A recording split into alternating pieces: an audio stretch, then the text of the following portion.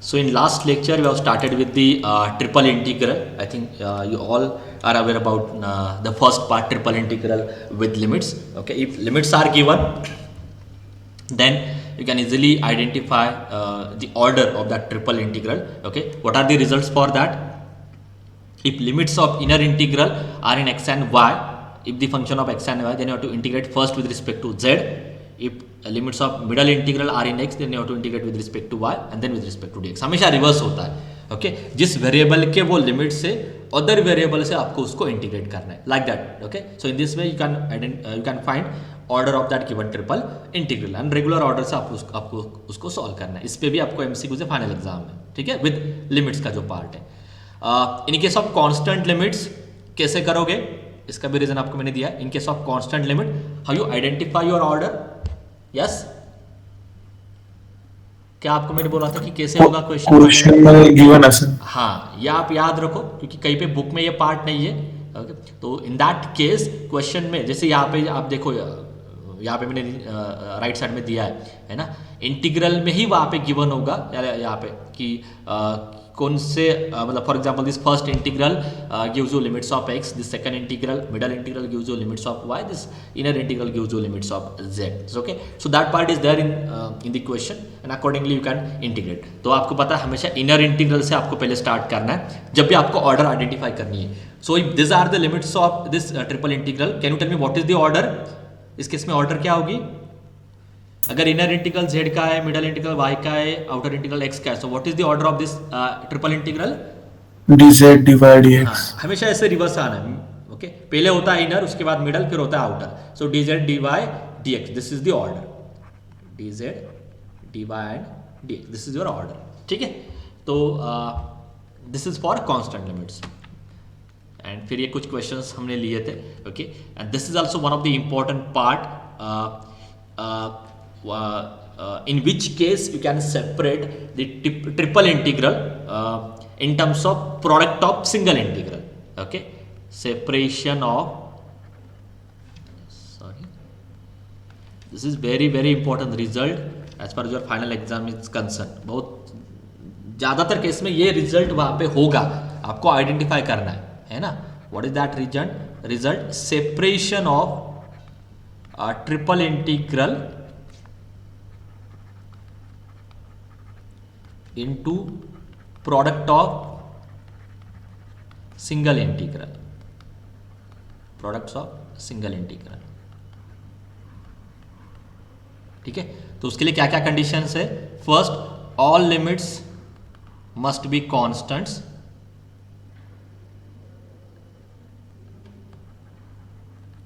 All limit must be constants. तीनों integral के limits आपको कांस्टेंट्स चाहिए. Next is what? क्या है next result? Function in separable form. Separable form का मीनिंग क्या होता है?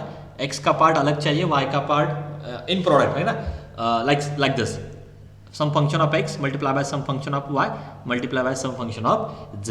Okay, some function of x multiply by some function of y multiply by some function of z, like this.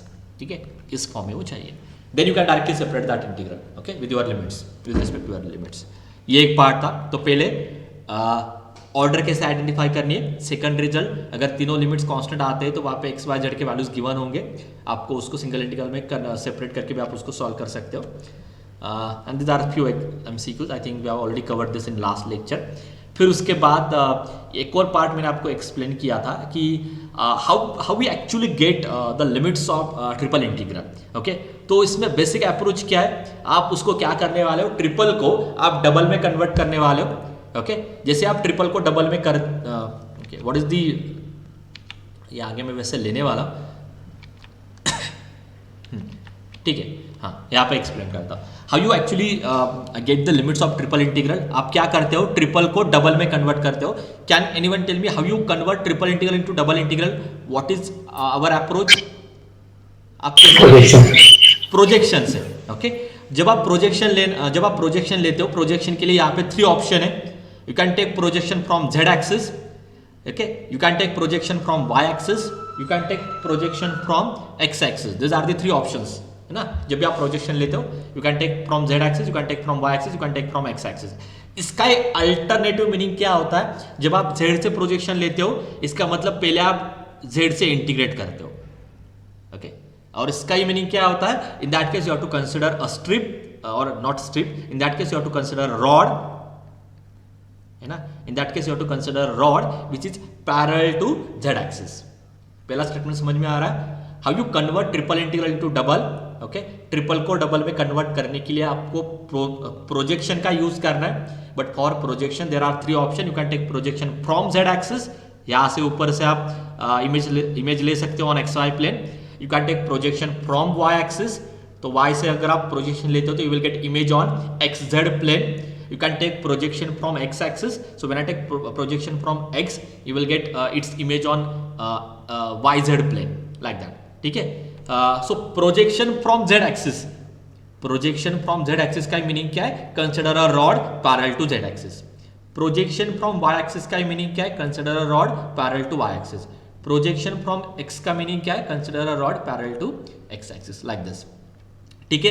तो ये आपको पहले डिसाइड करना है कि आपको पहले कौन सा प्रोजेक्शन सिलेक्ट करना है, from Z axis, from Y axis, from X axis. Generally हम जेड से ही पहले इंटीग्रेट करने वाले हैं, ओके। तो जनरली हम बाय, जैसे मैंने आपको डबल इंटीग्रल के टाइम पे भी बोला था, in if order is not given और इफ यू हैव चॉइस, अगर आपको चॉइस है कि आप किसी भी रैंडम ऑर्डर से जा सकते हो, it's better to go with first D Y. ये आपको मैंने एक इन जनरल बोला था, है ना, it's not any result, but ज्यादातर केसेस में वो होता है, इसलिए it's better to go with first dy. Similarly यहाँ पे it's always better to go with first dz. तो take a rod which is parallel to z axis, तो जेड के लिमिट्स आपको मिल जाएंगे, ठीक है। उसके बाद आपको क्या करना है, using projection you will get a region in X Y plane. Projection का सिंपल मीनिंग क्या होता है, उसकी शैडो आपको नीचे देखनी है, जो भी फ्लोर होगा।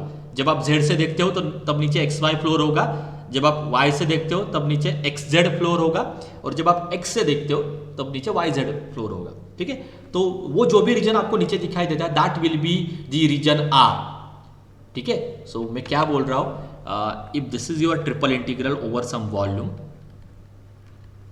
f of x Y Z dx dy dz, आपने पहले क्या किया है, आपने एक रॉड लिया है पैरेलल टू जेड एक्सिस, या उसका सिंपल मीनिंग क्या होता है, consider a projection from Z axis.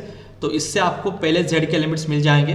So z vary from से some function of x y to some function of x y, and then you will integrate first this with respect to z। यहाँ तक clear हो गया सबको। आप पहले क्या करने वाले हो, just take a rod which is parallel to z axis, वहां से आपको जेड के लिमिट मिल जाएंगे। इसका ही मीनिंग क्या होता है, देयर आर टू सेम मतलब सिमिलर स्टेटमेंट फॉर दिस, मैं लिख के दे रहा हूं, ओके। इसका ही मीनिंग क्या होता है, कंसिडर अ रॉड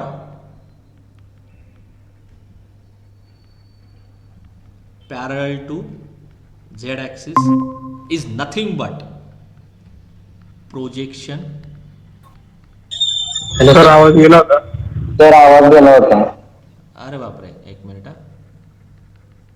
आता येतोय का? Yes sir. Okay, can you tell me क्या एक्सप्लेन कर रहा था मैं लास्ट में? सर वो ब्रैकेट चातली होते तुम्ही Okay. Function limits. ओके, सी अभी मैं आपको बहुत सिंपल लैंग्वेज में एक्सप्लेन करने वाला हूँ, क्योंकि यही मुझे चाहिए वॉल्यूम के लिए, और मतलब इस पूरे यूनिट में मुझे बस वही आइडिया चाहिए, ठीक है। आप 1 बाय 1 क्वेश्चन भी पूछता हूँ और आपको आंसर भी देता, तो आपको क्लियरली समझ में आएगा। एंड प्लीज फोकस हियर, क्योंकि इसके बाद बार बार मैं ये सेम पार्ट नहीं रिपीट कर पाऊंगा। आपको ट्रिपल सॉल्व करना है।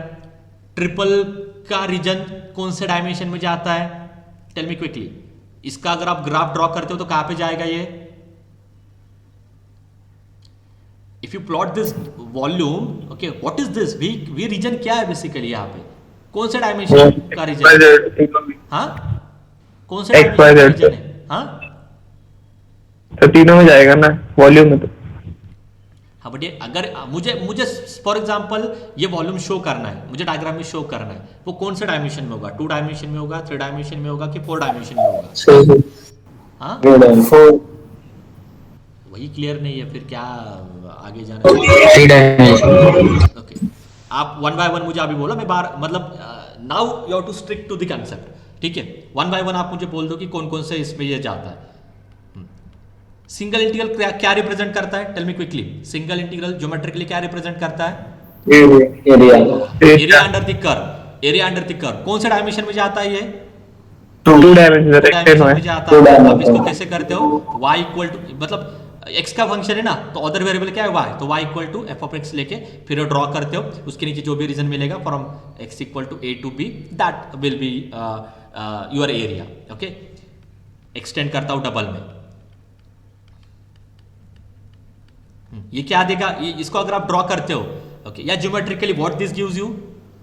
वॉल्यूम इसको ड्रॉ करने के लिए मुझे z इक्वल टू ये वैल्यू लेनी होगी, अदर वेरिएबल z ही है, ठीक है। तो अगर ये आप ड्रॉ करते हो ना, ये 3 डायमेंशन में जाएगा ना, 3 डायमेंशन में जाएगा, तो 3 डायमेंशन में उस कर्व के नीचे क्या मिलेगा आपको?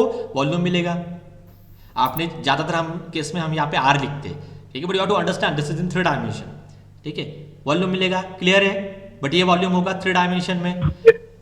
अगर मैं इसको और एक्सटेंड करता हूं,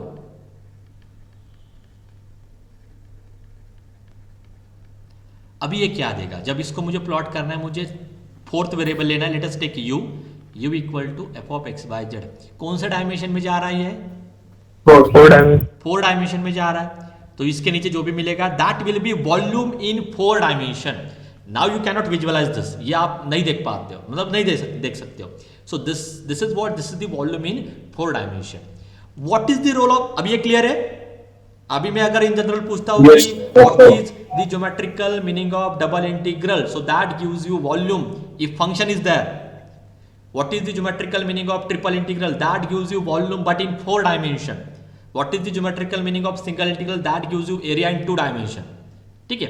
अभी आप देखो, ओके, ये जो मैं सीक्वेंस दे रहा हूं, ये अगर आप याद रखते हो, इस टॉपिक में कुछ नहीं था। ज्योमेट्रिकली भी will get an idea about this.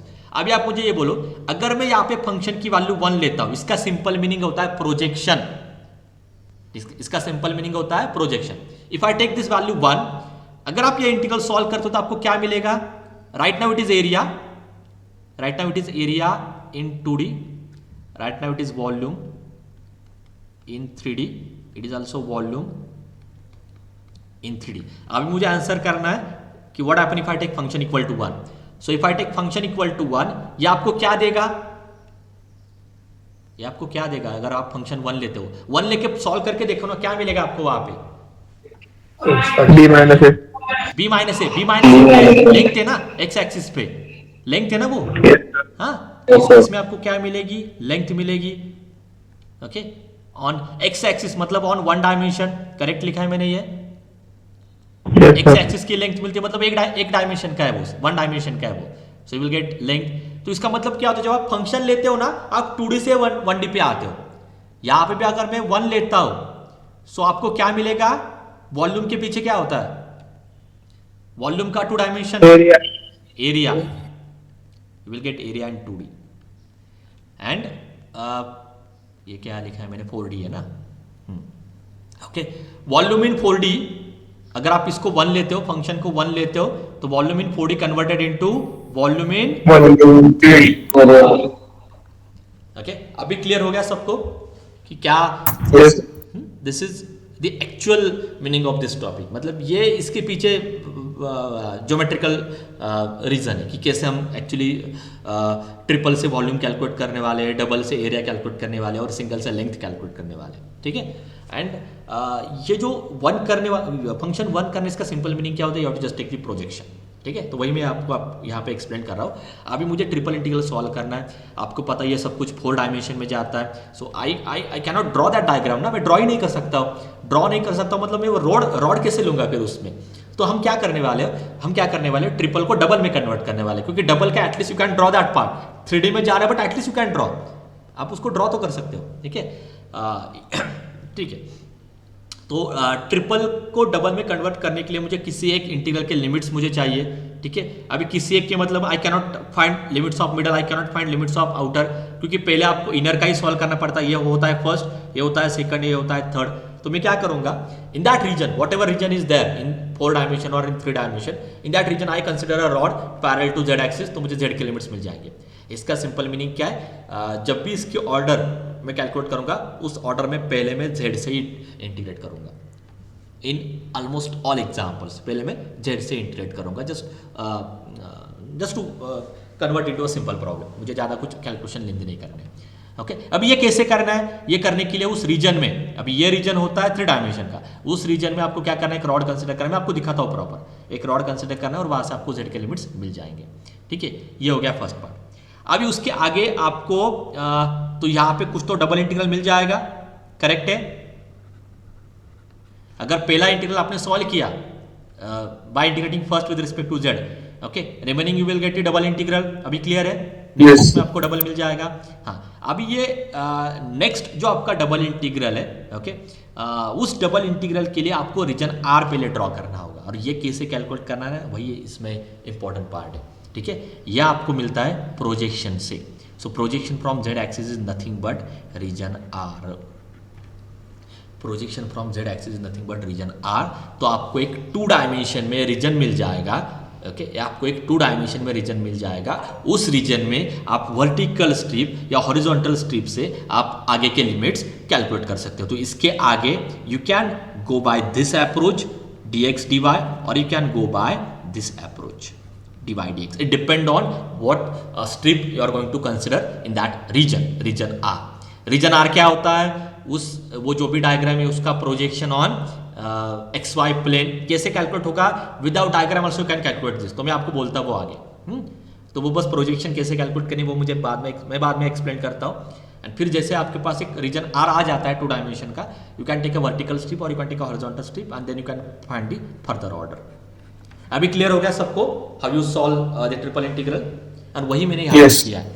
Okay, इस क्वेश्चन में भी देखो, अभी मुझे सी एक वर्टिकल रॉड कंसिडर करना है एंड वहाँ से मुझे जेड के लिमिट्स कैलकुलेट करने हैं। इसका सिंपल मीनिंग क्या होता है? ओके, जेड के लिमिट्स कैलकुलेट करने, इसका सिंपल मीनिंग क्या होता है? Find 2 values of Z. या आपको मैं विदाउट एनी लॉजिक बोल रहा हूँ, इसमें कोई मैथमेटिक्स नहीं है, बस एक क्वेश्चन से कैसे या इक्वेशन से कैसे अप्रोच करना है वो।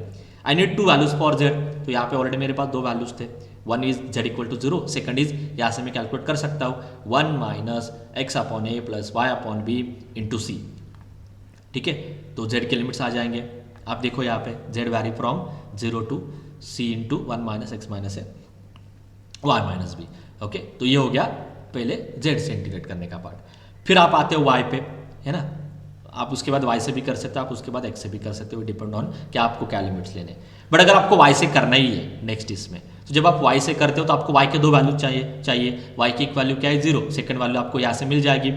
बट जब आप यहाँ से वाई की वैल्यू कैलकुलेट करते हो, जब आप वाई की वैल्यू कैलकुलेट करते हो सेकंड इंटीग्रल के लिए, आप उस टाइम पे एक्स वाई प्लेन पे हो, क्योंकि जेड का आपने पार्ट सॉल्व किया है। जेड का पार्ट सॉल्व किया मतलब अभी आप एक्स वाई प्लेन पे हो, एंड एक्स वाई प्लेन पे जेड की वैल्यू 0 आती है। तो जब आप वाई कैलकुलेट करते हो आपको जेड 0 लेना है, then you will get y. ठीक है, तो यहाँ से वाई के लिमिट्स आ जाएंगे। अभी आपको एक्स के लिमिट कैलकुलेट करें तो एक्स के 2 लिमिट चाहिए, एक होता है एक्स इक्वल टू 0, और जब आप एक्स पे आते हो तो एक्स वाई प्लेन से आप जाओगे एक्स एक्सिस पे। सी कहाँ से स्टार्ट किया आपको समझ में आना चाहिए। आपने एक्स वाई जेड प्लेन से स्टार्ट किया है, 3D से स्टार्ट किया है, बट जेड का कैलकुलेट करने के बाद आप एक्स वाई प्लेन पे आते हो। एक्स वाई प्लेन का कैलकुलेट करने के बाद आप एक्स एक्सिस पे आते हो। जब आप एक्स एक्सिस पे आते हो वहाँ पे वाई भी 0 होगा और जेड भी 0 होगा। You will gate the limits of x only. Clear है अब ये क्वेश्चन? ये शायद मैंने एक्सप्लेन किया था लास्ट वीडियो में। Okay, is it clear now?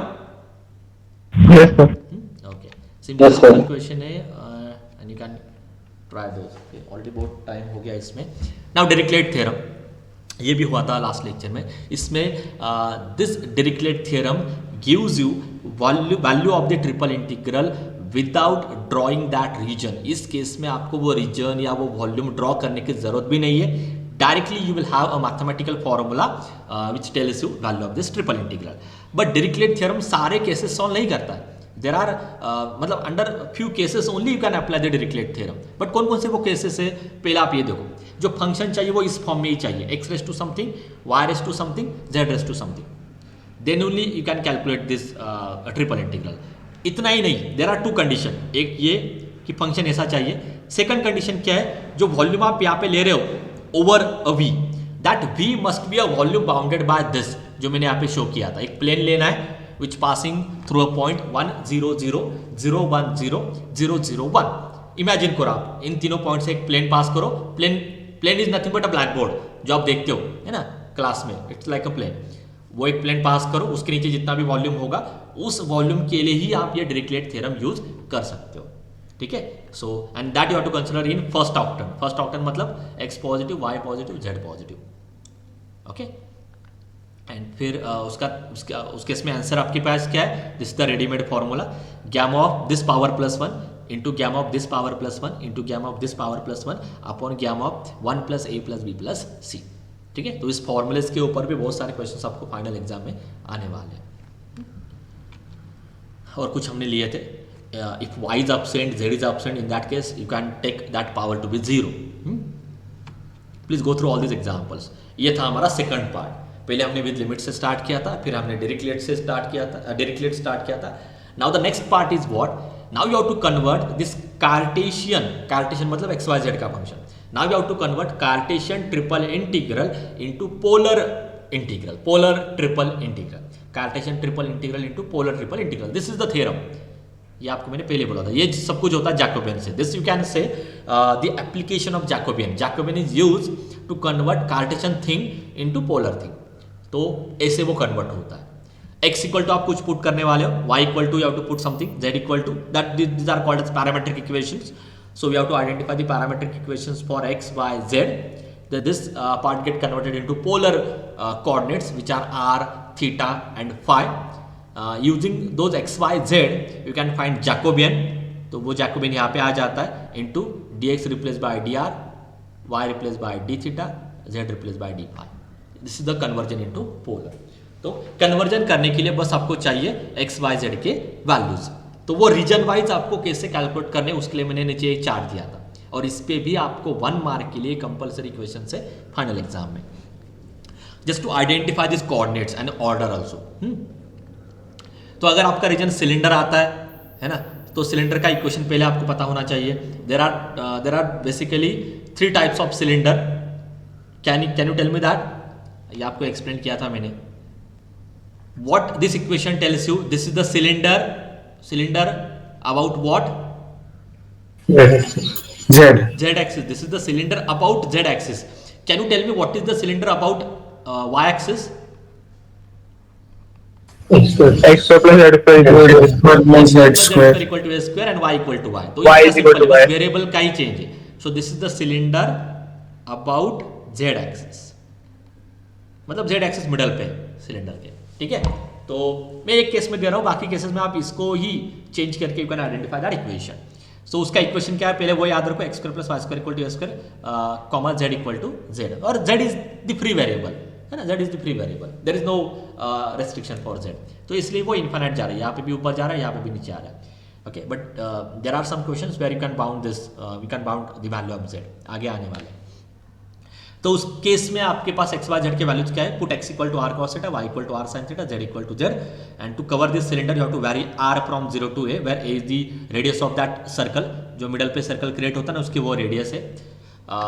Your theta very from 0 to 2 पाई, क्योंकि सर्कल है तो उसको पूरा कवर करने के लिए आपको टोटल एंगल चाहिए। So theta very from 0 to 2 pi, and z, okay, right now this z is from minus infinity to infinity, but if I bound that z then you can take from L to M।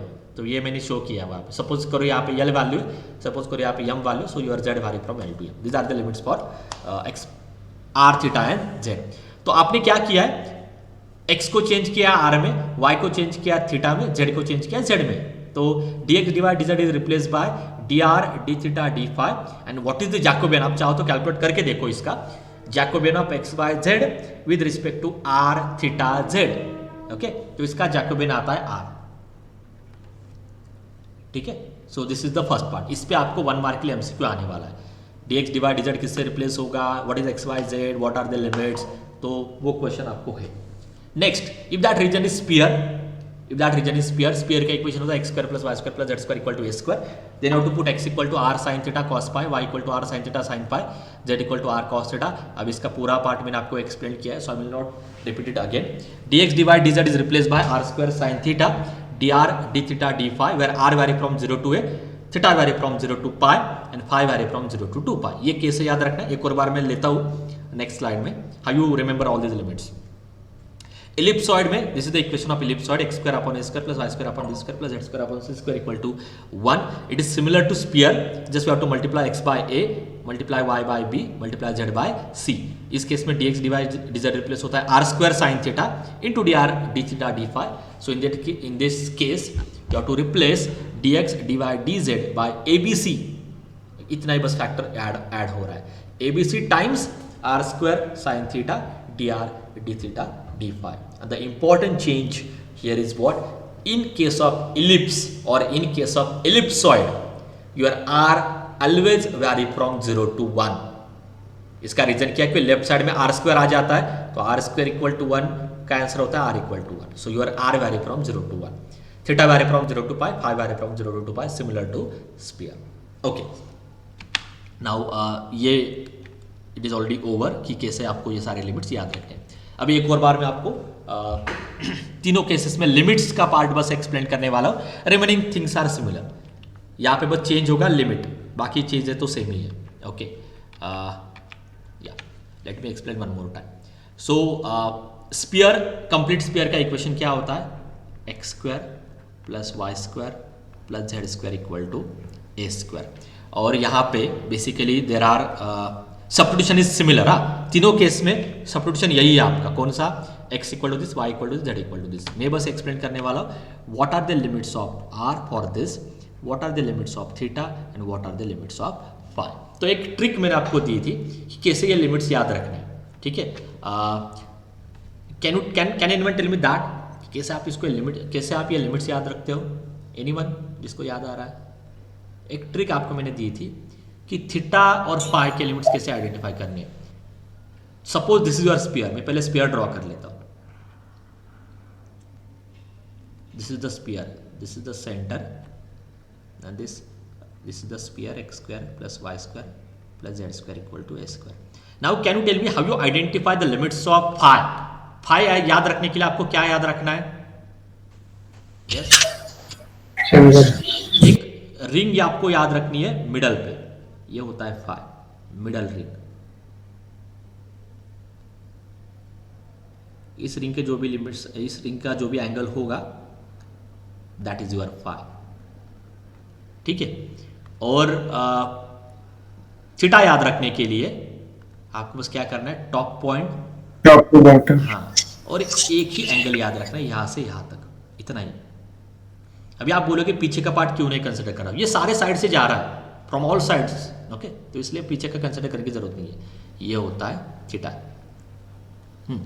Now you tell me for this case what are the limits of r? Radius क्या है?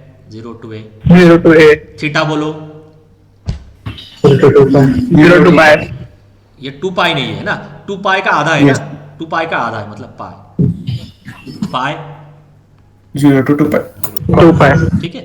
अभी ये same part आप याद रखो। Let me draw hemisphere. अभी hemisphere का equation, can anyone tell me what is the equation of hemisphere?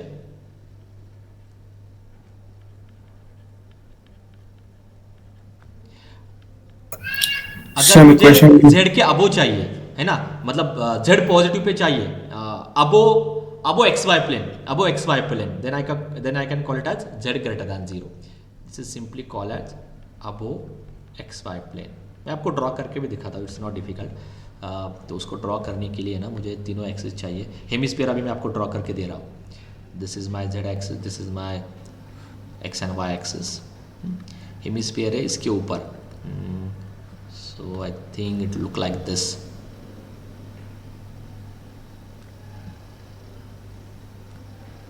Correct है ये? So this is my x axis, this is my y axis, this is my z axis. तो ये z positive पे आ रहा है, this is the hemisphere where z positive. Okay, तो ये हेमिस्फीयर है। इमेजिन करो, this is your hemisphere. Now tell me limits of r, theta and phi, बोलो। r च 0 to a, okay, 0 to a, theta च 0 to pi by 2। हाँ, अब ये आधा ही जा रहा है, मतलब 0 to पाई का आधा है, सो 0 to pi by 2 and 5 5 to 0 to 2, 0 to 2 pi। Good, 0 to 5। इसको और आधा करना है, ठीक है, मैं दिखाता हूँ आपको। तो मेरे लिए ये डायग्राम थोड़ी डिफिकल्ट होगी, बट आई विल ट्राई। इसको और आधा करना है, तो जैसे यहाँ पे दिखाई दे रहा है वैसे ड्रॉ करता हूँ मैं। Now it is only in first quadrant.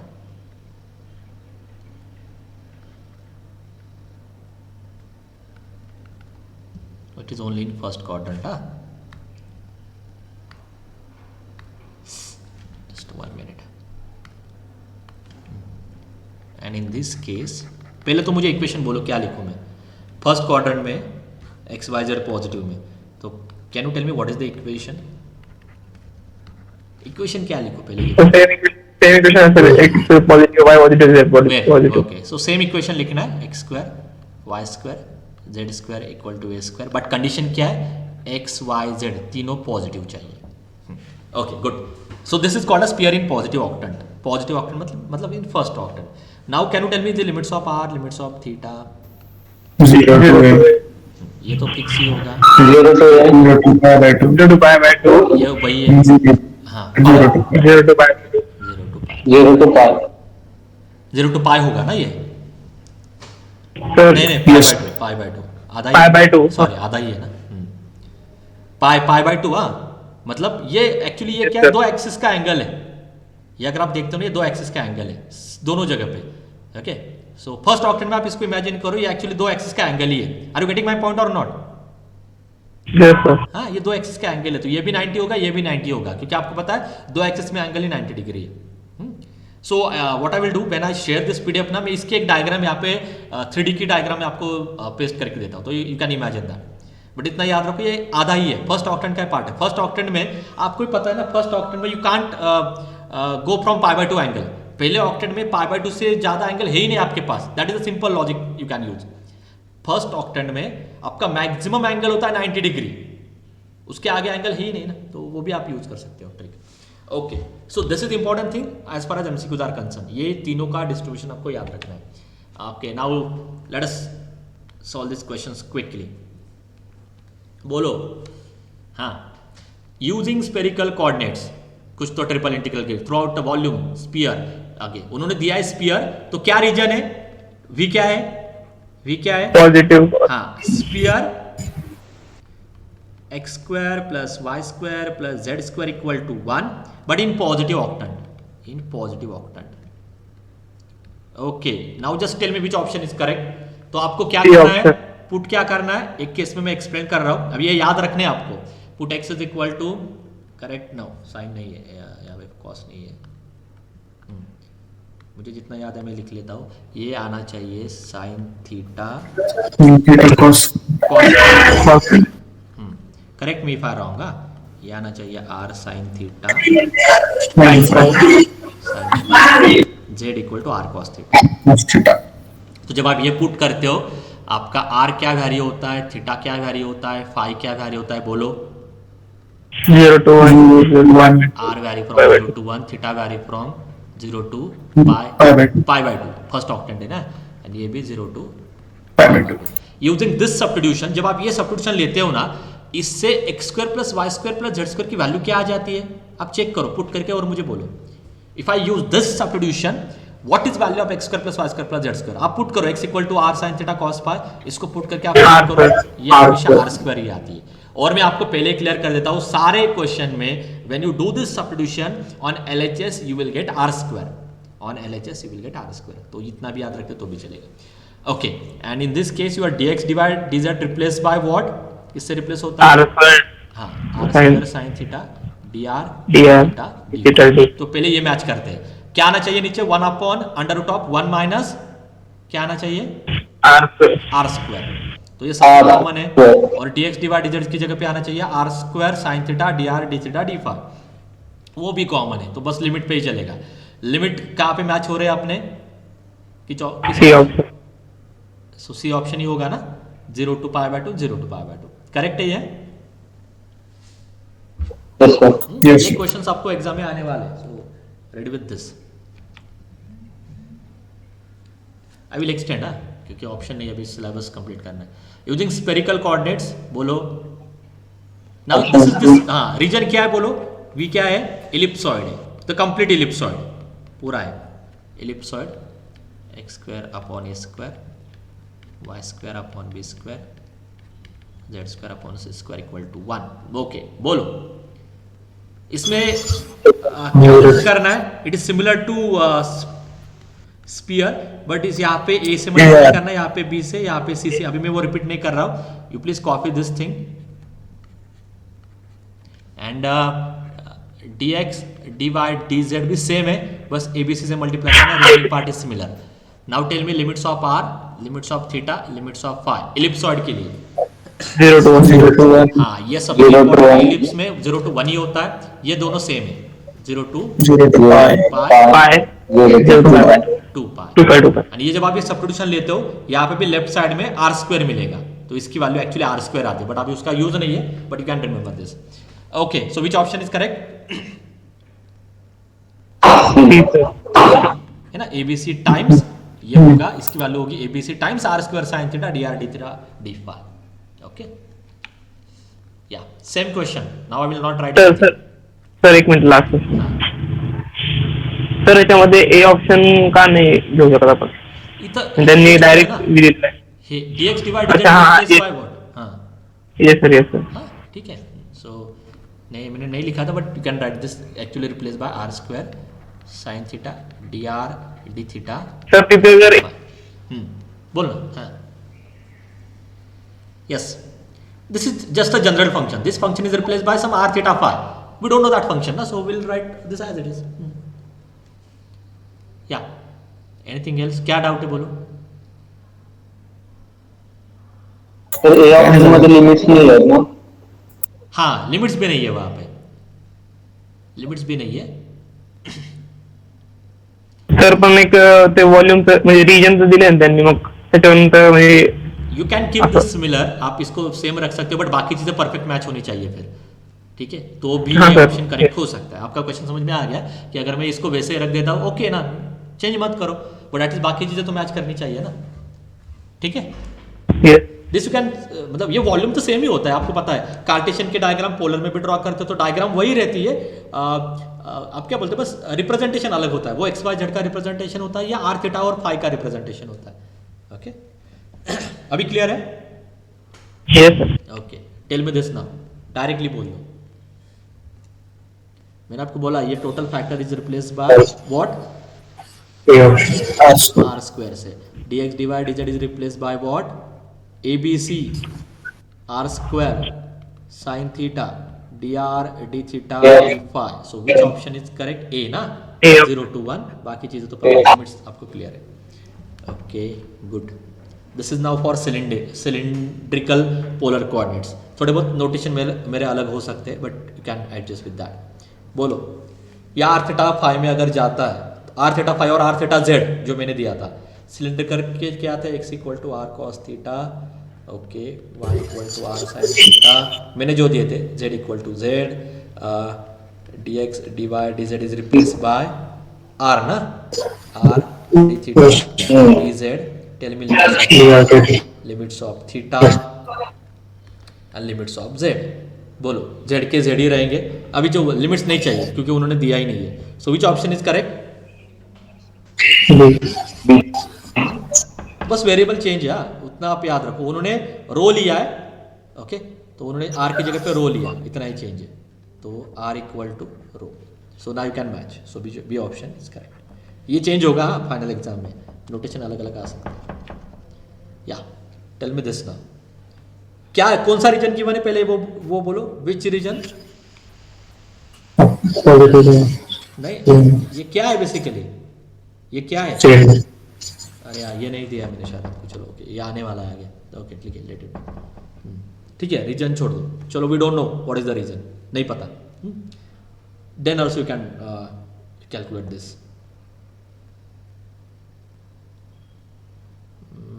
इसके लिए चाहिए बेसिकली, इसके लिए रीजन चाहिए. ठीक है बोलता हूँ ये क्वेश्चन. अभी ड्रॉ करने वाले हैं हमें सारे डायग्राम्स क्या क्या है. तो कुछ स्टैंडर्ड डायग्राम्स मतलब कोन इन 3 डायमेंशन, सिलेंडर इन 3 डायमेंशन, स्पीयर की इक्वेशन इन 3 डायमेंशन, ये सारी चीज़ आपको अभी ड्रॉ कैसे करनी है वो समझ में आना चाहिए. So that I will take. So अभी के लिए इसको होल्ड पे रखता हूँ. Let me go to the next question. या तो इसके आगे बस सॉल्व करना है. तो what is the order of this integral? कैसे सॉल्व करोगे बोलो, anyone? How you solve this? dr d theta d phi. Can you separate this integral? पहले ये ऑप्शन, पहले ये क्वेश्चन आप पूछो ट्रिपल में, पहले सेपरेट होता है कि नहीं वो चेक करना है, क्योंकि उससे क्वेश्चन सिंपल हो जाएगा. So can you tell directly कि phi vary from 0 to 2 pi, और फाई का कौन सा फंक्शन है? एक भी नहीं है. So d d sin pi. square. Theta vary from 0 to pi. Theta के फंक्शन बोल दो. एबीसी तो Sin theta. हाँ, थीटा के क्या है? साइन थीटा ही है. sin theta. D theta. R vary from 0 to 1. R के फंक्शन बोलो. Under root of 1 1 minus r square into r square d r, या r square equal to t put करके हो जाएगा ये थर्ड, या कैल्शियम में भी हो जाएगा, ये भी हो जाएगा, ये भी हो जाएगा. तीनों का प्रोडक्ट आपको लेना है. That will be your final answer. So please try this example. Sir chemistry lecture पण तुम्ही घेताय सर? नहीं, एक्चुअली अभी मुझे एक और लेक्चर लेना ही होगा, क्योंकि because of that part only volume अभी आपका पीछे आ रहा है अदर डिवीजन से. ओके, सो देखते हैं अभी कब मैनेज हो सकता है. I will let you know, but I have to conduct one extra lecture in this days. ठीक है सर CGMI पण राहिलं ना सर. हां, घेणार ना ते. आता ॲक्च्युली व्हॉल्यूमच राहिलं आहे, व्हॉल्यूम नंतर CGMIचे. So I need actually 4 lectures and I will get 3 lectures. कल के 2 लेक्चर है नेक्स्ट, और कल आई थिंक कल के टाइम टेबल में आप देखो किसी एक स्लॉट में तो 2 कंटिन्यूस लेक्चर है. Basically I will get 3 lectures. हाँ, basically I will get 3 lectures, but I need minimum 3 और 4 लेक्चर्स तो चाहिए मुझे द पूरा पोर्शन कवर करने के लिए. So the remaining topics are volume, then next is CG and MI. MI is the self study topic. CG हमें लेना है पूरा. MI में फॉर्मूला बेस्ड क्वेश्चंस आपको रहेंगे, सो दैट आई कैन कवर. ठीक है, तो हो जाएगा. तो सिलेबस आपका 100% ही हो जाएगा, उसमें कोई इशू नहीं है. कैसे होता है या टाइम कोई कैसे मैनेज कर सकता है मैं बोलता हूँ. ठीक है, और कुछ डाउट्स है? अभी थोड़ा आप फोकस करो